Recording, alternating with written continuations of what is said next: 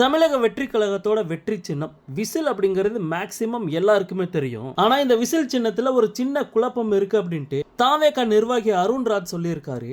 தேர்தல் தேதி அறிவிச்சுட்டாங்க, இந்த நேரத்துல இவர் இப்படி சொல்றாரு அப்படின்ட்டு எல்லாருக்குமே அதிர்ச்சியா தான் இருக்கும். பட் அவர் என்ன சொல்லியிருக்காரு அப்படிங்கறத பத்தி தெளிவா இந்த வீடியோல பார்க்கலாம். தமிழ்நாட்டுல ஏப்ரல் 23ஆம் தேதி வாக்குப்பதிவு நடைபெறும் அப்படின்ட்டு இந்திய தேர்தல் ஆணையம் அறிவிச்சிருக்காங்க.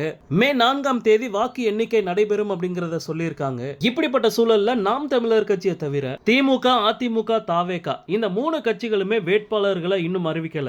எந்த தேர்தலையுமே இல்லாம இந்த தேர்தல்ல திமுக, அதிமுக ரொம்பவே ஸ்லோவா இருக்காங்க. திமுக கூட பரவாயில்ல, கிட்டத்தட்ட தொகுதி பங்கீட்டை முடிக்கிற அளவுக்கு வந்துட்டாங்க. ஆனா அதிமுக இன்னும் தொகுதி பங்கீடு பேச்சுவார்த்தை கூட ஸ்டார்ட் பண்ணல. சோ இந்த 2 கட்சிகளுமே இவ்வளவு ஸ்லோவா இருக்கிறதுக்கு முக்கிய காரணம் தளபதி தான். ஏன்னா தாவேகா சைடுல இருந்து ஃபர்ஸ்ட் வேட்பாளர்களை அறிவிக்கட்டும், அதுக்கப்புறம் எந்தெந்த தொகுதிகளில் எப்படிப்பட்ட வேட்பாளர்கள் இருக்காங்க அப்படிங்கறத பார்த்துட்டு அதுக்கு ஏத்த மாதிரி நம்ம ஸ்ட்ராங்கான வேட்பாளர்களை நிறுத்தலாம் அப்படின்ட்டு 2 கட்சிகளும் மாஸ்டர் பிளான் போட்டிருக்காங்களாம். ஓகே, இது ஒரு பக்கம் இருக்க, இப்போ தாவேகா நிர்வாகி அருண்ராஜ் ஒரு அதிர்ச்சியான விஷயத்தை சொல்லியிருக்காரு. அதாவது விசில் சின்னத்துல ஒரு சின்ன குழப்பம் ஏற்பட்டிருக்கு. அது என்ன அப்படின்னா 18 வயசுல இருந்து 50 வயசுக்குள்ள இருக்க எல்லாருக்குமே தாவேகாவோட சின்னம் விசில் அப்படிங்கிறது தெரிஞ்சிருக்கு. ஆனா வயசானவங்களுக்கு இந்த சின்னத்துல ஒரு சந்தேகம் இருக்கு. அது என்ன அப்படின்னா தமிழக வெற்றி கழகத்தோட கொடியில யானை இருக்கு. சோ அத பார்த்துட்டு விஜயோட சின்னம் யானை அப்படின்ட்டு நிறைய பேர் தப்பா புரிஞ்சுகிட்டு இருக்காங்க.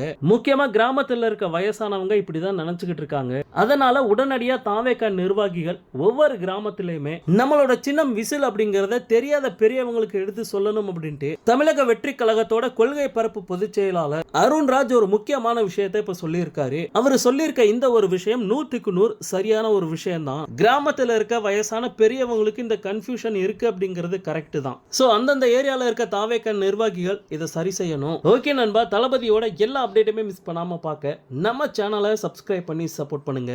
நன்றி.